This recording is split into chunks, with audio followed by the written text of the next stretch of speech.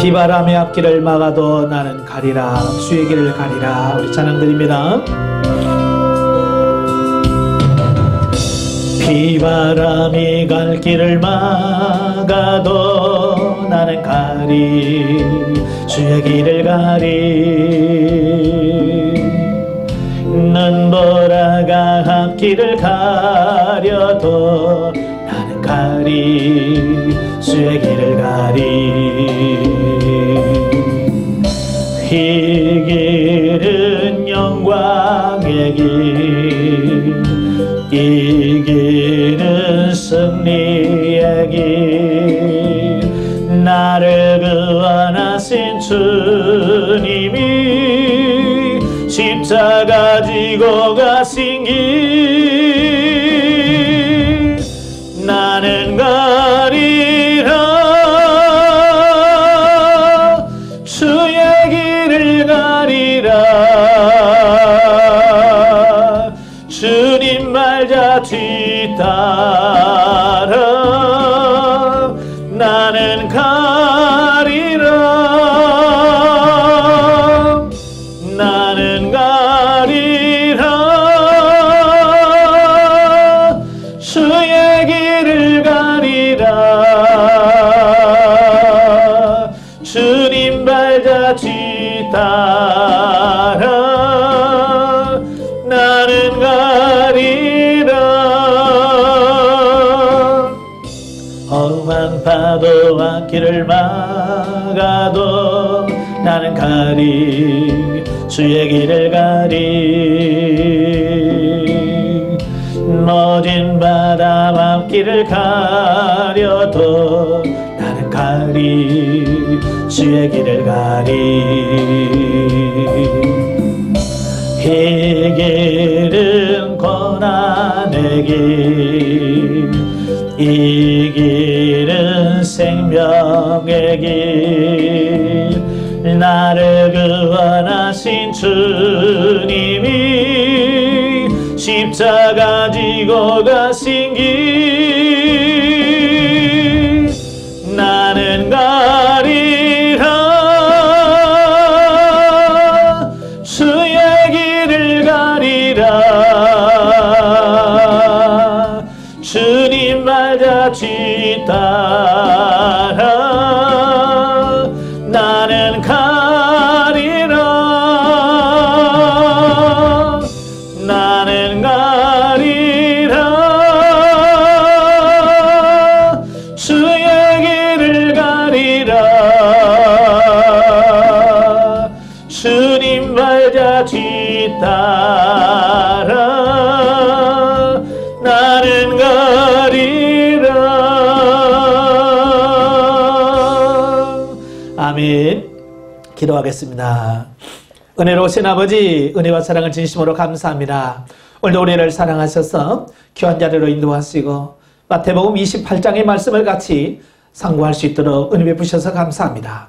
오늘도 말씀을 나눌 때 그 말씀들이 살아있는 말씀이요 생명의 말씀이 될 수 있도록 성령님 도와주옵소서. 시종을 맡겨오며 예수님의 이름으로 감사하며 기도합나이다. 아멘. 예, 이 시간에 우리 마태복음 28장의 말씀을 같이 나눠보도록 하겠습니다. 예, 마태복음 28장의 내용이 주님이 부활하신 그리고 최후의 지상명령을 하신 그 말씀이 28장의 내용인데요. 자, 1절부터 10절까지 보면 그 예수 그리스도의 부활에 대한 말씀을 합니다.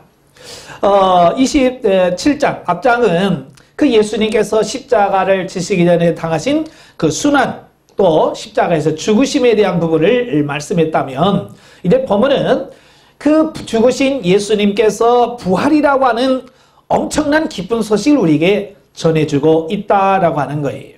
어찌 보면 우리 그냥 반전 드라마 같은 내용이에요. 예, 우리가 스포츠 경기를 보면 지고 있다가 이길 때 그 짜릿함이 있잖아요. 이 성경도 마찬가지. 27장만 봐도 소망이 없어. 근데 28장에서는 예수님의 부활하심으로 말미암아 그를 믿는 모든 성도들에게 정말 기쁨과 환호, 예, 이것이 넘치는 그 장이라고 볼 수 있습니다.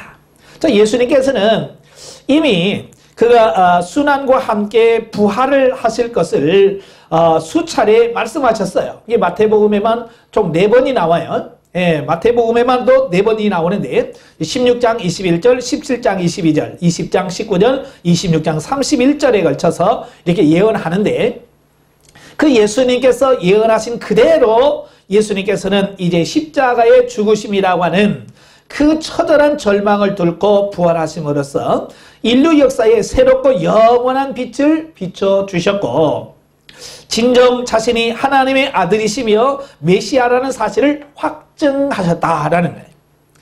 이 말을 오해하게 되면 예수님께서 부활하시고 나서야 이제 하나님의 아들이시고 메시아가 되셨단 말인가 라고 생각할 수 있겠습니다만은 그런 말이 아니죠. 예수님께서는 이미 이 땅에 오시기 전에도 하나님이셨고 우리의 구원자였어요. 그러나 예수님께서 부활하심을 통해서 이것이 모든 백성들에게 확증하신 거라는 거예요. 그러니까 그 마태복음 12장에 보면 그 유대인들, 특별히 이제 바리새인들과 서기관들이 예수님께 나와서 그런 질문을 하잖아요. 정말 당신이 하나님께로 온 표적을 좀 보여달라. 하늘로부터 온 표적을 보여달라라고 말합니다. 근데 예수님께서는 그들에게 표적을 보여주지 않으셨어요.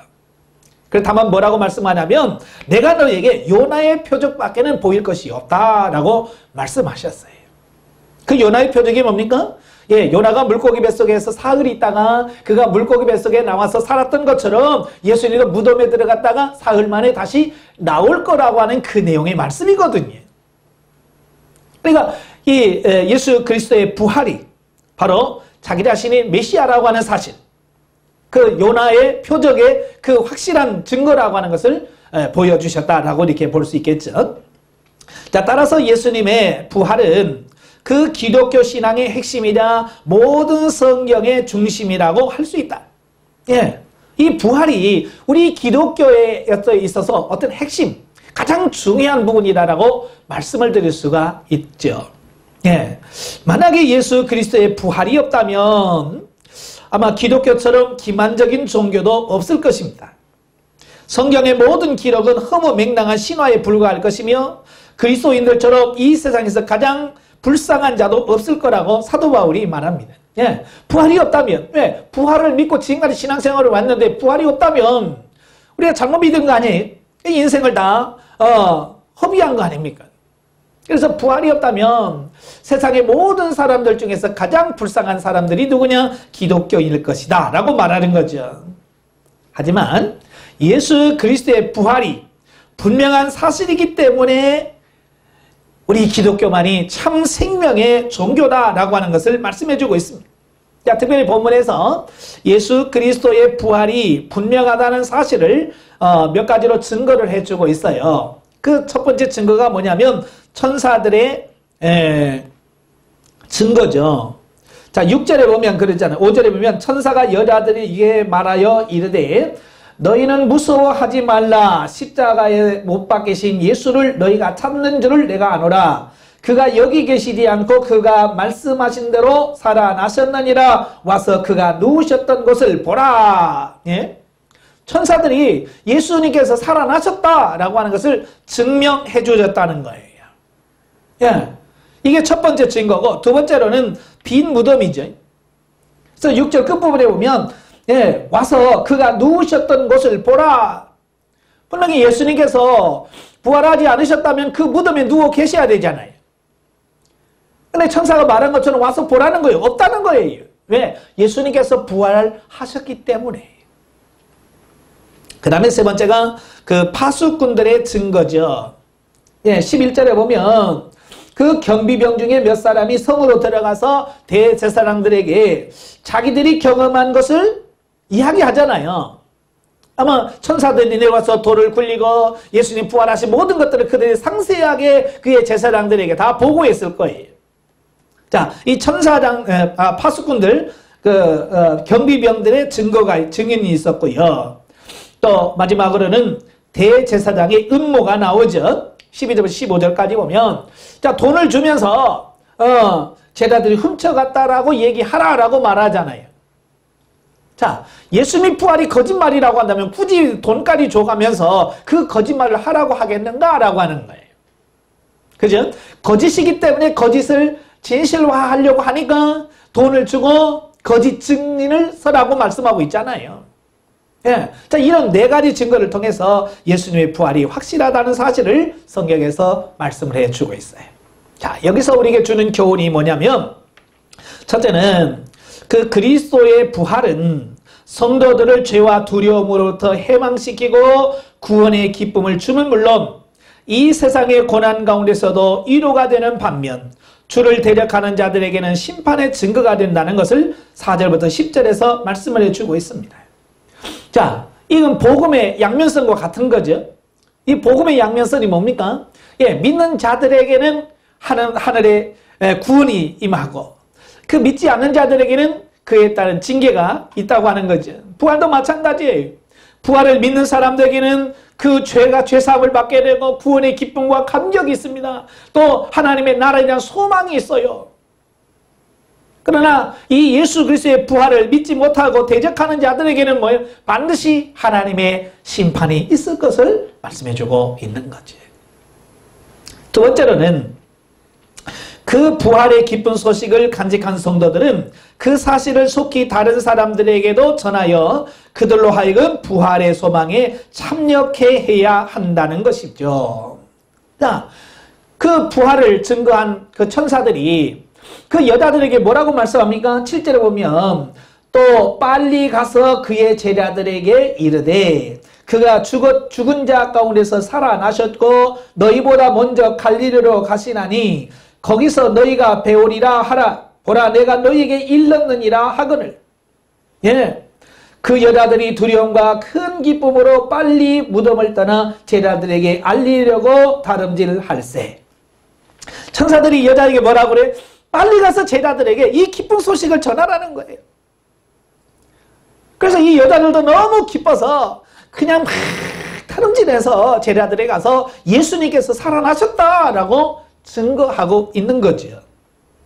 자, 이것을 통해서 우리에게 지금 주는 교훈이 뭐예요? 예, 너희가 진정 예수 그리스도의 부활을 믿는다면 부활의 기쁨과 부활의 감격과 부활의 소식을 전해야 되지 않겠느냐? 바로 이제 그 말입니다. 그래서 우리가 해마다 부활절이 되면 우리끼리 계란이나 삶아서 먹으면서 예수 부활하셨네 라고 할 것이 아니라 믿지 않는 영혼들에게 예수 그리스도의 부활을 전할 수 있는 그런 삶이 돼야 된다는 것을 여기서 말씀해주고 있습니다. 자, 두 번째 단락입니다. 11절부터 15절까지 보면 부활에 대한 거짓 소문이죠. 법문은 그 경비병으로부터 예수님의 부활 소식을 전해들은 유대 종교 지도자들의 반응을 말씀해주고 있어요. 제자들이 예수님의 시체를 훔쳐갈까 두려워하여 무덤을 인봉하고 파수꾼까지 세웠던 그 유대 종교 지도자들은 정작 예수님께서 부활하셨다는 소식을 그 파수꾼들로부터 전해 듣자 크게 당황을 하지. 예, 설마 했는데 진짜가 됐거든요. 자, 그렇지만 그들은 다시금 사악한 음모를 계획하는데 파수꾼들을 돈으로 매수하여 마치 제자들이 예수님의 시체를 훔쳐간 것처럼 소문을 내게 만들었다라고 하는 거예요. 참 여기서 보면 참 유대인들의 그 완악함이라고 할까요? 강팍함에 대해서 말씀해주고 있어요.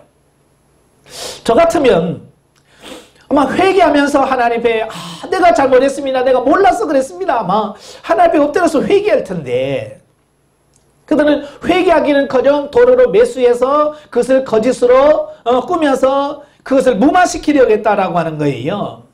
예. 이게 그들이 얼마나 악한 존재인지. 왜 예수님께서 그들이 심판을 받아서 AD 70년에 돌 위에 돌 하나 없이 예루살렘 무너질 거라고 말씀하셨는지에 대한 부분을 잘 설명해 주는 거예요. 이렇게 악하니 하나님께서 심판하지 않을 수 없었다라고 하는 것이죠. 하지만 그들의 이러한 시도는 일부 유대인들에게는 성공했을지는 몰라도 결국 아무 소용이 없게 되고 말았다. 왜냐하면 아무리 그들이 막으려고 했지만 막을 수가 없었잖아요. 예. 지금도 그 예수 그리스도의 부활을 지금도 전하고 있잖아요. 그러니까 인간은 아무리 날고 겨도 하나님을 이길 수 없어요. 하나님께서 행하시고자 하는 그 구속사를 막을 수가 없어요. 그들은 돈으로 사람을 매수해서 그걸 마무리하려고 했지만 그건 소용이 없었다는 말입니다. 왜냐하면 그들의 끈질긴 방해와 모함에도 불구하고 예수 그리스도의 부활은 예루살렘으로부터 시작해서 온 유대와 사마리아와 땅끝까지 이르러 증거가 되었고 무려 2000년이라는 세월이 흘러 지금 저와 여러분들에게 그 예수 그리스도의 부활의 소식이 들려요. 그래서 우리가 오늘도 예수 그리스도의 부활을 믿는 거고 오늘도 믿지 않는 영혼들에게 예수께서 부활하셨다라고 증거하고 있기 때문에 그렇다라고 하는 거예요. 자, 여기서 주는 교훈이 있어요. 첫째는 그 물질의 눈이 어두워 불의와 거짓을 따르는 자들이야말로 가장 어리석고 불쌍한 자들이다라는 거예요. 그 파수꾼들은 그 제사장들이 주는 돈에 현혹되어서 예수 그리스도의 부활을 거짓 증거하는 일을 했는데 결국 이것은 구원과 영생의 기회를 스스로 저버리는 처사라고 하는 사실이에요. 예, 그들은 예수님께서 부활하신 걸 직접 봤잖아요. 왜? 무덤 지키다가 직접 봤잖아요. 그런데 그 대제사장들이 쥐어지는 그 몇 푼의 돈 때문에 그들이 구원을 받고 영원한 생명을 얻을 수 있는 기회를 놓쳤다는 거예요. 예, 안타까운 거죠.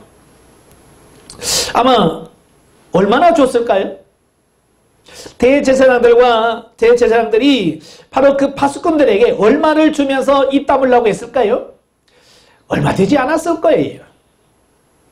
왜냐하면 가룟 유다에게 예수님을 판 몸값으로 은 겨우 30, 노예 한 사람 몸값을 줬거든요. 그걸 보면 그보다는 훨씬 더 적은 돈을 줬을 거예요.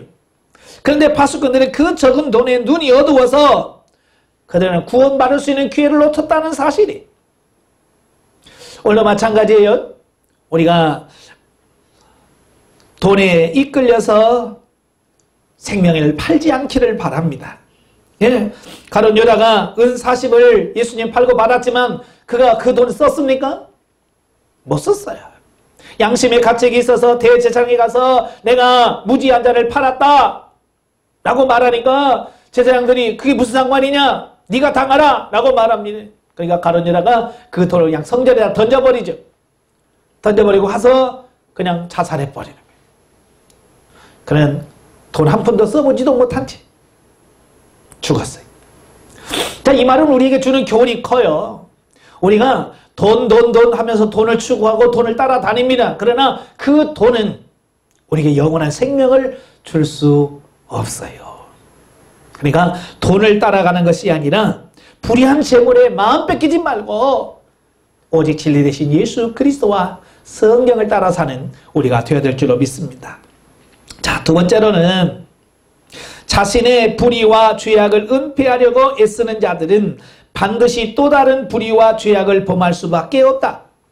유대 종교 지도자들은 예수님께서 부활하셨다는 사실을 알게 되었을 때 즉시 자신들의 잘못을 깨닫고 회개했어야 옳았는데 오히려 자신들의 죄악을 은폐하기에 급급했고 그 결과 또 다른 불의에 빠지게 되었다라고 하는 거예요. 이게 죄라고 하는 것은 그래요. 그냥 회개하면 죄는 없어지는 거예요. 그런데 회개하지 않으려고 그 죄를 은폐, 감추려고 하면 또 다른 죄를 지을 수밖에 없게 된다는 사실이에요. 그러니까 이 죄라고 하는 것은 감추면 갈수록 계속해서 늘어가게 돼 있어요. 그러니까 한 번 거짓말하면 그 거짓말을 정당화시키기 위해서 또 다른 거짓말을 하고 또 다른 거짓말을 하고 또 다른 거짓말을 해서 나중에는 자기가 무슨 말을 했는지도 모를 정도로. 그러니까 거짓말하면 안 돼. 예. 우리가 요즘에 뺑소니라고 하는 말을 많이 듣잖아요. 어떤 자기가 자동차 사고를 냈으면 그 현장에서 빨리 그 문제를 처리하면 예, 죄값을 그렇게 크게 안 질러요. 예. 그러나 그게 무서워서 도망을 가게 되면 뺑소니에다가 여러 가지 것들이 더 포함이 돼서 더 가중처벌된다고 말이에요. 우리가 하나님 앞에서 뺑소니 치지 마십시오. 예. 실수하고 죄 지을 수 있어요. 왜? 우리는 연약한 인간이기라. 그래서 그런 죄악에 있을 때에 빨리 하나님 앞에 가서 회개해야지. 오늘 이 대세상들처럼 돈으로서 그것을 무마시키려고 하다가 또 다른 죄를 또 짓고 또 거짓말을 짓고 또 악을 더 짓는 그런 실수를 하지 않기를 바랍니다. 자, 세 번째로는 진리는 그 어떠한 난관에 닥쳐도 반드시 승리한다는 겁니다. 사악한 유대 종교 지도자들은 예수님의 부활을 은폐 조작하려 했지만 결국 실패하였고 오늘날에 이르기까지 수많은 사람들이 부활을 소망 가운데 그리스도를 믿고 따르고 있다라고 하는 것을 말씀해주고 있어요. 예, 진리는 반드시 승리하는 겁니다. 감출 수가 없는 거예요. 그래서 저와 여러분이 바로 이 진리 하나님의 말씀을 반드시 이루어진다는 사실을 믿고 그 진리 안에서 승리하는 우리가 되길 주님으로 축원합니다. 예, 세 번째 단락은 16절부터 20절까지인데요. 바로 예수 그리스도의 지상 명령에 대한 말씀을 합니다. 예, 그러니까 보면은 그 마태복음의 전체의 결론에 해당되는 부분입니다. 예, 그래서 부활하신 예수님께서 승천하시기 직전에 제자들을 향해서 주신 마지막 명령이죠. 예, 이 땅에서 주신 마지막 명령이라 그래서 지상 명령이에요. 자, 즉 본문에 소개되고 있는 예수 그리스도의 지상 명령은 부활하신 주님의 권세를 힘입어 세상 모든 족속을 제자로 삼아 세례를 베풀고 예수님의 삶과 가르침에 순종하며 살아가도록 가르치라 라고 하는 거예요. 이걸 우리가 잘 기억하셔야 돼요.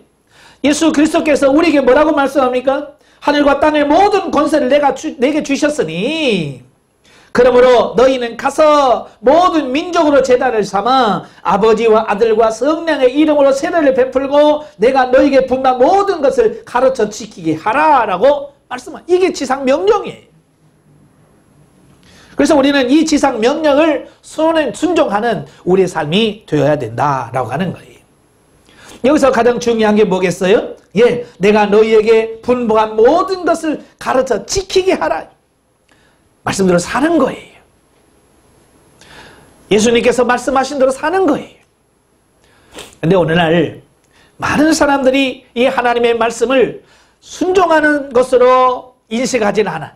하나님 말씀으로 살려고 하지 않아요. 그냥 말씀이 좋아서 연구하고 공부하지 그렇게 살려고 하지 않은 거예요. 하나님 말씀은 살으라고 준 것이지 그대로 살라고 주시는 것이지 그냥 알고만 있으라고 준 것은 결코 아니라는 사실을 우리가 기억하시기를 바랍니다. 그래서 가르쳐 지키게 하라라고 말씀해주고 있습니다. 그래서 이 명령은 당시의 제자들뿐만 아니라 예수 그리스도의 부활을 믿는 오늘날의 모든 성도들에게도 여전히 유효한 말씀으로 성도들이 최우선적으로 수행해야 될 사명이다라고 말씀해주고 있어요. 그러니까 이 말씀은 당시 예수님의 말씀을 들었던 제자들에게만 해당되는 말씀이 아니라는 거예요. 지금 이 성경을 읽고 있는 모든 자들, 예수님을 나의 구주로 영접한 모든 사람들, 이 땅에 있는 모든 크리스찬들에게 주는 말씀이라고 하는 사실을 우리가 기억하시기를 바랍니다. 그래서 이 말씀을 순종하셔야 돼요. 자, 이러한 지상 명령과 더불어서 예수님께서는 우리에게 한 가지 약속을 해주셨어요. 그 약속이 뭐냐면 너희와 항상 함께 있으리라. 이게 주님의 마지막 약속이에요. 내가 너희와 항상 함께 있겠다. 임마누엘. 하나님께서 우리에게 여러 가지 복을 주셔요. 여러 가지 복을 주시는데 그 복 중에서 가장 큰 복이 뭘까? 이건 뭐 물질의 복도 아니에요.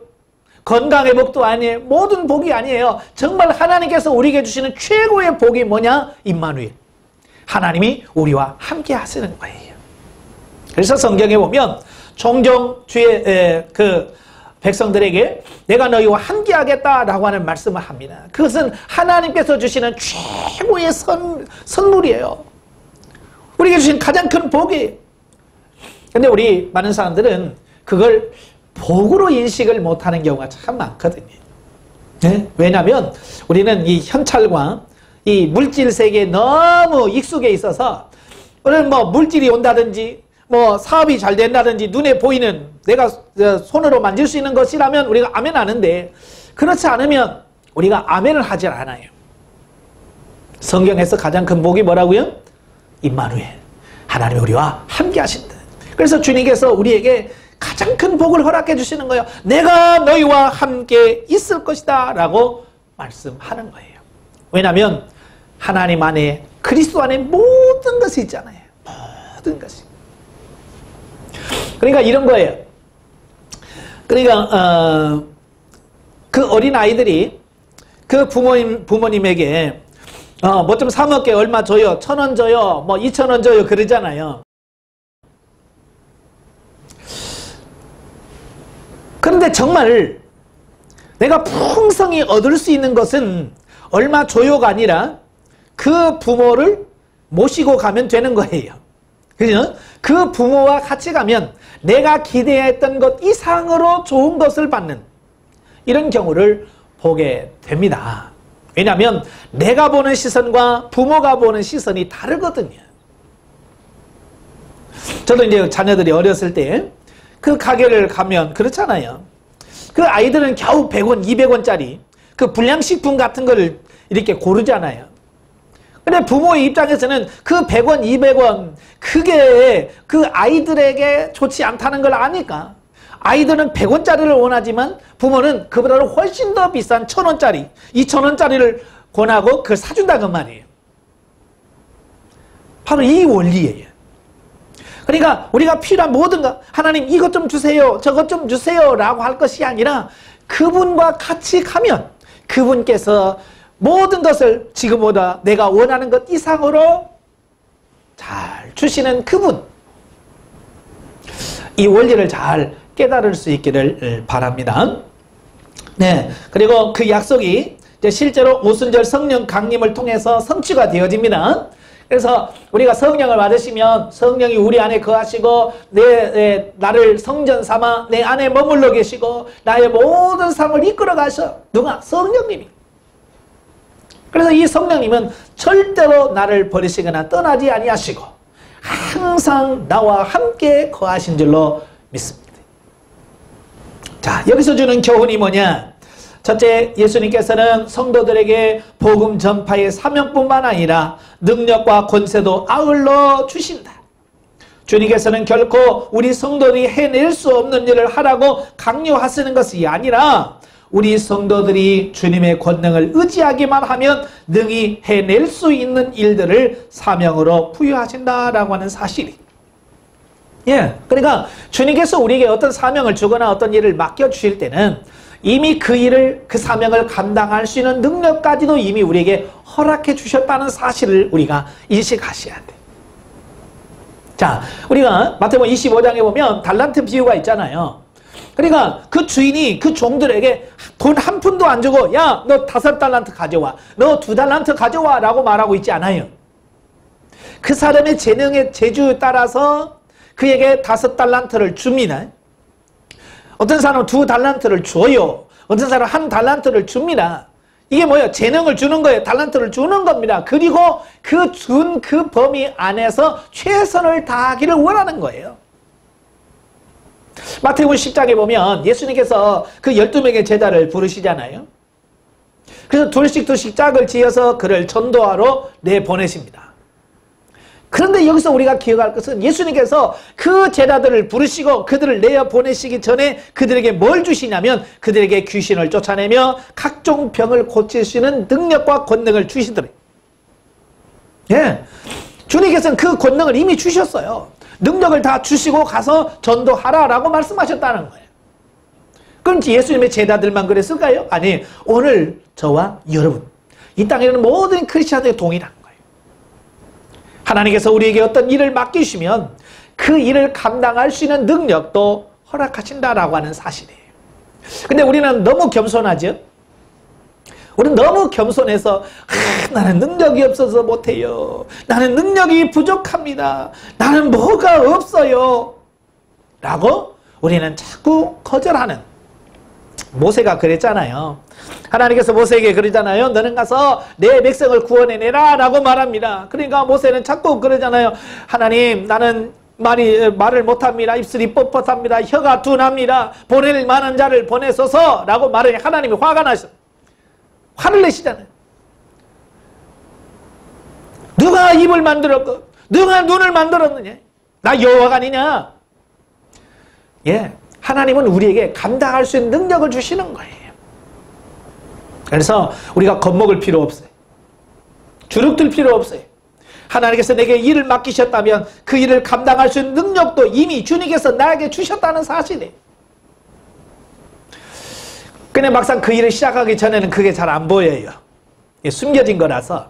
근데 정말 믿음으로 순종하다 보면, 야, 정말 하나님이 내게 이런 능력을 주셨구나, 하나님께서 나에게 이런 달란트를 주셨구나 라고 느낄 만큼 우리가 알 수 있게 하시더라고 말이에요.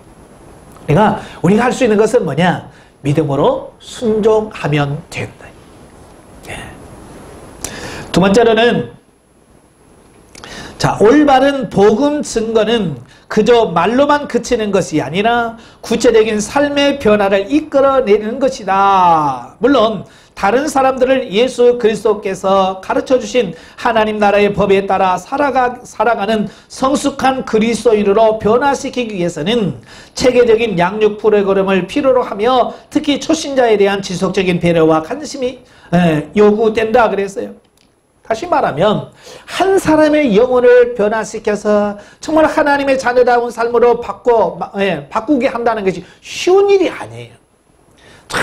정말 어려운 일이에요. 그래서 우리가 전도해서 한 영혼을 세운다, 정말 어려운 일이에요. 그래서 우리가 기도하면서 정말로 우리가 철저히 준비해 가면서 이 일을 할 수 있는 그런 삶이 되어야 돼. 중요한 것은 내가 세워지지 않으면 내게 붙여진 영혼들을 어떻게 할 수가 없더라는 거예요. 그래서 우리가 먼저 이 훈련을 통해서 변화되고 새로워져야 돼. 소경이 소경을 인도하면 둘 다 구덩이에 빠진다고 그랬어. 내가 영적으로 세워지지 않으면 내게 맡기는 영혼들을 세울 수가 없어. 그래서 주님은 먼저 네가 먼저 되라, 너희가 먼저 영적으로 성장하고 너희가 먼저 세워져라라고 말씀하고 있는 거예요. 그래서 우리가 훈련 받을 때는 다른 사람 볼 필요 없어요. 나 자신, 내가 먼저 세워져야 돼. 내가 먼저 세워져야 그 다음에 하나님이 일할 수 있어요.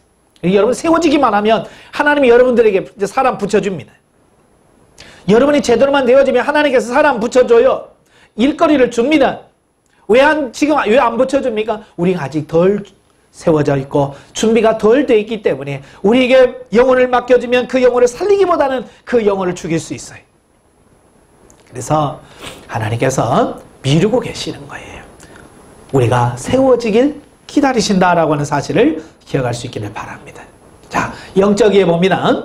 자, 예수님은 제자들에게 세상을 다스리는 권세와 복음을 선포하라는 지상 명령을 주셨고 그들과 함께 하시어 하나님의 뜻을 이룰 것을 말씀하셨다. 그러나 우리의 삶 속에서 하나님의 능력과 역사가 나타나지 않는 것은 우리의 속사람 영이 변화되지 않았기 때문이다. 조금 전에 설명드렸어요. 예, 내 자신이 세워지지 않고 내 영이 새로워지지 않으면 우리가 다른 사람을 세울 수가 없어. 먼저 내 자신이 세워져야 돼. 하나님은 각 성도가 하나님이 주신 권세와 능력을 행하여 주의 뜻을 나타내어 하나님의 영광을 드러낼 수 있는 자가 되도록 우리의 내면을 갱신하고 계신다. 그래서 다방면에서 환경을 통해서 우리를 전인적으로 다루심으로 넉넉히 하나님의 일을 감당할 수 있는 자로 빚어가고 계시는 것이다. 예, 제가 늘 말씀하는 거지만 이 세상에 있는 사람들은 훈련되지 않으면, 훈련을 통해서 세워지지 않으면 우리가 하나님이 일할 수 없어요. 그래서 하나님은 일꾼을 부르시면 반드시 뭐 하시느냐? 많은 환경과 사건을 통해서 그를 만들어 가시는 거예요. 하나님은 그냥 안 쓰셔요. 우리를 훈련을 통해서 만들어 가셔서 우리를 만드신 후에 우리를 준비시킨 이후에 하나님 우리를 사용하신다는 사실을 기억할 수 있기를 바랍니다. 그래서 아브라함도 보시면 그냥 데려오자마자 믿음의 조상으로 세운 게 아니에요. 자식이 없게 하시고 25년 동안 힘들게 하는 그 고난, 얼마나 힘들었으면 자기 아내를 너희 동생이라고 속이면서까지 그런 과정을 거쳤을까? 그런 과정을 거치면서 그가 믿음의 조상이 되어서 나중에는 네 아들, 내 독자, 내 사랑하는 아들을 내가 지시한 땅으로 가서 바쳐라 라고 해도 순종할 수 있는 사람으로 바뀌어져. 뭐가 그렇게 만들었어요? 이게 하나님의 훈련을 통해서. 다윗도 마찬가지고 모세도 마찬가지고요. 그 누구도 마찬가지예요.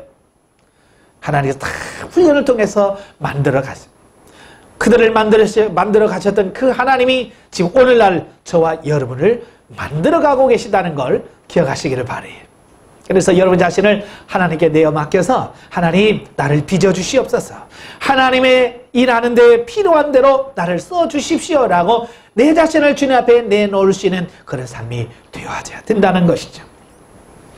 자, 20절에 보면 예수님께서 제자들과 항상 함께 하실 것을 약속하신 바와 같이 오늘날 우리가 성령에 의해 훈련을 받고 고난 가운데 있을 동안에도 주님이 함께 계셔서 세상에서 능히 승리할 수 있도록 하신다라는 겁니다. 주님은 결코 우리를 버리시거나 떠나지 않으십니다. 그래서 우리는 그분을 믿고 그분과 함께 이 사역을 잘 감당할 수 있는 우리가 되길 바랍니다. 자, 28장에서 우리가 성경 계시 발전사적으로 이해를 보는데요. 자, 28장에서 이 제자를 한번 보도록 하겠어요. 자, 20장 19절에 보면 그러므로 너희는 가서 모든 족속을 제자로 삼아 그랬죠. 이 제자로 삼으라고 말씀하고 있어요. 이 제자라고 하는 말은 그 히브리어로 보니까 타르밋, 또 리뭇이란 말로 있어요. 그리고 헬라어로는 마데테스, 또 하나는 마데트리아라고 하는 말로 이 제자라고 하는 말을 하게 되어지는데요. 이 말의 뜻은 뭐냐면 배우는 사람, 배우는 사람 또는 생도 또는 제자라는 말입니다. 그래서 이 고대로부터 그 선생이 있으면 반드시 그 선생 밑에 누가 있어요? 배우는 제자들이 있어요. 그래서 고대로부터 스승과 제자가 항상 있었고요. 헬라인들에게는 좀 유명한 사람이 있으면 반드시 그 밑에는 배우는 사람이 있어요. 그래서 스승과 제자라고 하는 이런 관계가 있었고, 자, 유대인들 중에서도 이제 유명한 랍비들이 세워지고 그 랍비 밑에는 그를 배우는 사람들이 있었다라고 하는 것을 보게 되죠. 그래서 예수님 당시 제자들 당시에도 그 가말리엘이라고 하는 아주 유명한 율법사가 있었어요. 랍비라 칭하는 분인데 바로 그 밑에서 배운 사람이 누구냐면 사도 바울이에요. 그래서 가말리엘의 문화생이었다라고 말하잖아요. 자, 그런데 이 구약에서는, 이 구약 성경에서는 이 제자에 대하여 큰 그러니까 언급들이 그리 많지는 않아요. 그래서 구약에서 제자들이라는 말이 나오는데요. 예전 개역 성경에는 생도라는 말을 썼어요. 선지 생도라는 말을 썼는데 개역 개정판을 내면서는 이 생도라는 말을 쓰지 않고 제자라는 말로 바꿔놨어요. 그래서 생도라는 말이 아니라 이제는 제자라는 말로 사용이 됐는데요. 제자라는 말이 가장 많이 나온 장이 언제냐면 열왕기하 2장 1절부터 18절까지예요. 자, 엘리야와 엘리사가 나오는 시대죠. 그래서 하나님께서 엘리야를 이제 하늘로 불려 올라가기 위해서 그를 요단강으로 보내시죠. 그때 엘리사가 끝까지 그걸 따라가지요. 자, 여기서 이제 제자라고 하는 말이 계속 나옵니다. 그래서 3절에 보면 베델에 있는 선지자의 제자들이 엘리사에게 나오고, 또 5절에도 선지자의 제자들이, 이 제자들이라는 말이 참 많이 나와요. 그래서 엘리야와 엘리사 시절에는 바로 이 선지자들을 양육하는 선지학교가 있었어요. 이 선지학교는 어느 때부터 있었냐면 바로 사무엘 시대 때부터 있었어요. 예, 사무엘 선지자가 그 이스라엘의 미래는 얼마나 이 성경적으로 잘 세워져 있는 사람들이 있느냐에 따라 달라진다는 것을 아는 거예요. 그래서 이 선지 생도들을 모아놓고 훈련하는, 교육하는 그런 기관을 세웠어요. 그 뒤로도 계속해서 이 선지학교는 유지되어 있어 왔고, 또 엘리사 시절에는 얼마나 많은 선지 생도들이 왔는지 그들이 머물 곳이 적어서 그 숙소를 확장해야 될 만큼 많은 생도들 제자들이 있었다라고 말하고 있지요. 자, 그리고 역대상 25장에 보면 거기에 이제 또 제자라는 말이 나와요. 8절에 보면 이 무리의 큰 자나 작은 자나 스승이나 제자를 막론하고 다 같이 제비를 뽑아 직임을 얻었으니 그러죠. 자, 25장은 다윗의 그 찬송을 맡은 찬양대에 대한 기록이에요. 우리가 이제 교회에서 봉사할 때 많이 배워야 되겠습니다만은 특별히 많은 것을 배우고 훈련해야 될 것이 뭐냐면 이 찬양대들이죠. 악보 보는 것부터 발성법부터 시작해서 모든 것을 많이 배워야 돼요. 그러니까 배우다 보니까 당연히 누가 있어요? 가르치는 스승이 있고 제자들이 있게 마련인 거죠. 자, 구약시대는 이 제자라는 말이 드물게 나와요. 자, 그런데 이제 신약시대로 넘어오면서부터 이 제자라는 말이 굉장히 많이 사용되어지고 있는 이런 부분들을 보게 돼요. 자, 그래서 마태복음 9장 14절에 보면 마태복음 9장 14절에 보면 그때에 요한의 제자들이 예수께 나와 이르되 그러잖아요. 여기서 말하는 요한은 누구냐면 세례 요한을 가리키는 거예요. 그러니까 세례 요한도 이미 뭐가 있어요? 제자들이 있었다는 거예요. 세례 요한도 제자가 있었습니다. 또 뭐 그들만 제자가 있었습니까? 아니죠. 마태복음 22장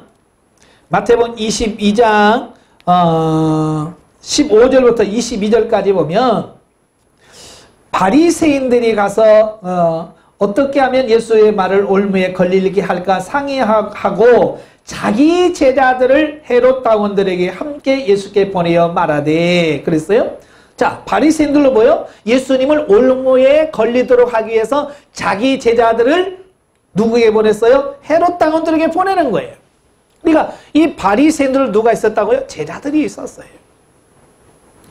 그러니까 신학시대는 이 제자를 두는 것이 아주 평범한 일이었다라고 하는 사실을 보게 되죠.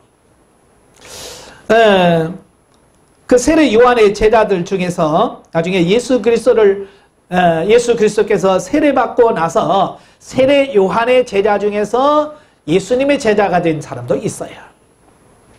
요한, 야고보, 요한. 이런 사람들은 원래는 세례 요한의 제자들이었어요. 근데 세례 요한이 예수님을 가리켜서 보라 세상 죄를 지고 간 하나님의 어린 양이로다 라는 말을 듣고 그때부터 예수님을 쫓게 되는 어떤 이런 부분들을 보게 되죠. 자, 그 다음에 예수님의 제자들도 있었다라고 하는 거예요. 자, 마태복음 10장 1절부터 4절까지 보면 예수께서 그의 12제자를 부르사 더러운 귀신을 쫓아내며 모든 병과 모든 약한 것을 고치시는 능력을 주시니라. 아까 제가 제자에게 뭐 준다고 그랬어요? 능력 주신다 그랬죠? 바로 이 능력을 주셔요. 그리고 12사도의 이름은 이러하니 베드로라는 시몬을 비롯하여 그의 형제 안드레와 세베대의 아들 야고보와 그의 형제 요한, 빌립과 바돌로메, 토마와 세리 마테, 알페의 아들 야고보와 타데오와 가나안인 시몬과 및 가룟 유다 곧 예수를 판자라 그랬죠. 자, 예수님께서 12명의 제자를 삼으셨다라고 말씀해 주고 있습니다. 자, 그리고 자, 오늘 본문에서 뭐라고 말씀합니까? 가서 제자를 삼으라라고 말씀을 하잖아요. 그러므로 너희는 가서 모든 민족을 제자로 삼아라. 제자로 삼아라. 예수님의 말씀을 가장 잘 순종한 사람이 누구라고 그랬어요? 사도 바울이에요. 사도 바울은 너는 가서 모든 민족으로 제자를 삼으라고 하는 말씀을 실천한 사람이에요. 그래서 그가 사도행전 9장에 보면 그가 다메섹으로 가다가 예수님을 만나잖아요. 자, 예수님을 만나요. 그가 변화됩니다. 그리고 다메섹으로 다시 돌아옵니다. 3년 만에 다메섹에 돌아와서 그들에게 복음을 전합니다. 하나님 말씀을 전해요. 그 사이에 벌써 뭐가 있어요? 제자가 있었어요. 그래서 사도행전 9장 23절에 보면 여러 날이 지나매 유대인들이 사울을 죽이기를 공모하더니 그 계교가 사울에게 알려지니라. 그들이 그를 죽이려고 밤낮으로 성문까지 지키거늘 그의 제자들이 밤에 사울을 광주리에 담아 성벽에 달아 내리니. 그랬죠? 그의 제자들이. 누구의 제자들이에요? 사도 바울의 제자들이. 자, 그래서 사도 바울도 계속해서 제자를 삼지요. 그래서 디모데, 또 실라, 또 여러 제자들을 계속 세워서 디도라든지 이런 사람들을 통해서 하나님의 나라의 일을 확장해가는 이런 모습들을 보게 됩니다. 자, 그래서 예수님은 12명의 사도를 세우셨어요. 자, 예수님의 12명의 제자를 세웠어요. 그 12명의 제자를 우리가 보통 사도라고 얘기합니다. 자, 그런데 이 사도들이 예수님의 말씀을 따라서 직접 가르쳐서 양육해서 자기 제자를 삼은 사람이 있어요. 그러니까 예수님이 세우신 그 사도가 너는 내 제자야 라고 세워서 가르쳐서 세운 사람들을 뭐라고 말하냐면 속사도라고 그래요. 속사도. 교회사를 배우다 보면 바로 이게 나와요. 사도, 그 다음에 사도의 제자들이 속사도. 그리고 그 속사도들이 또 제자를 삼아요. 속사도들이 제자를 삼는데 그 속사도들이 제자를 삼은 사람들을 우리가 뭐라고 말하냐면 교부라고 해요. 교부. 교부라고 하고 그 교부들이 가서 또 제자를 삼았어요. 제자를 삼아서 그 제자를 뭐라고 말하냐면 주교라고 이야기를 하고 있어요.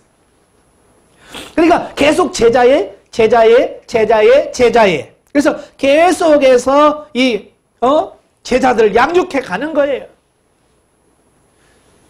그러다가 중세를 거쳐서 1517년에 종교개혁을 합니다. 종교개혁을 하고 나서부터도 계속해서 어때요? 계속해서 또 제자를 삼고 또 제자를 삼아요. 그래서 지금까지 누구한테 왔어요? 여러분, 우리 자신까지 지금 그게 왔어요. 계속해서 제자 삼아요. 그래서 그 제자가 또 제자 삼고 제자가 또 제자 삼아서 오늘까지 왔다 그 말이에요. 지금 우리까지 왔으면 우리 대를 끊어야 되느냐? 그게 아니라 바로 우리도 또 제자를 삼아서 또 세워서 언제까지? 주님 오실 그날까지 계속해서 제자를 세워가는 그 일을 우리가 감당해야 된다라고 하는 것을 말씀해주고 있는 거예요. 자, 이 제자라고 하는 말을 성경적 의미로 한번 찾아보면 첫째는 제자라고 하는 말은 배우는 자라는 뜻이에요. 배우는 자. 내가 제자가 되려면 먼저 배워야 돼.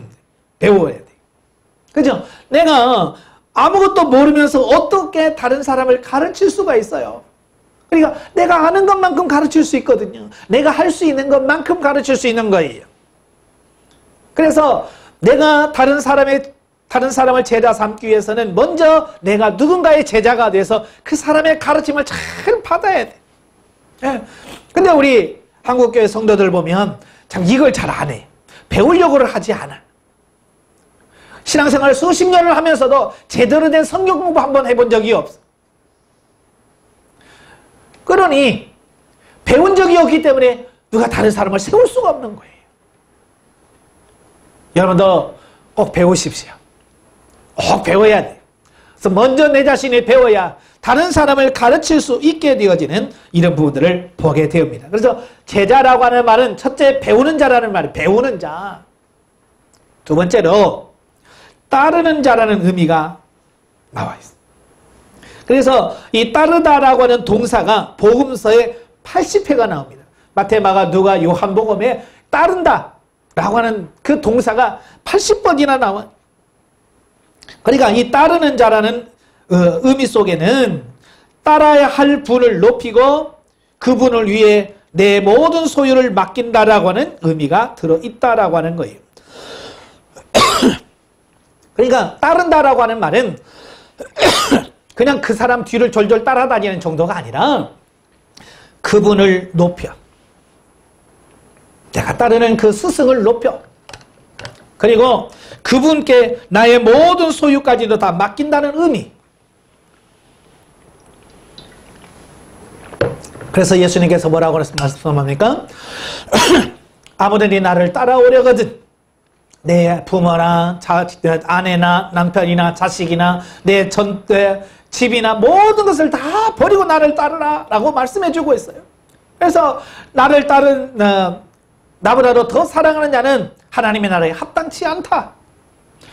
그러니까 모든 것을 내려놓고 따라가는 그런 의미를 가지고 있습니다. 그래서 사도들도 마찬가지예요. 12사도들 보면 예수님께서 그를 만나서 뭐라고 그래요? 나를 따르라 라고 말하면 어때요? 다 버리잖아요. 베드로 같은 경우는 밤새 고기 잡았어요.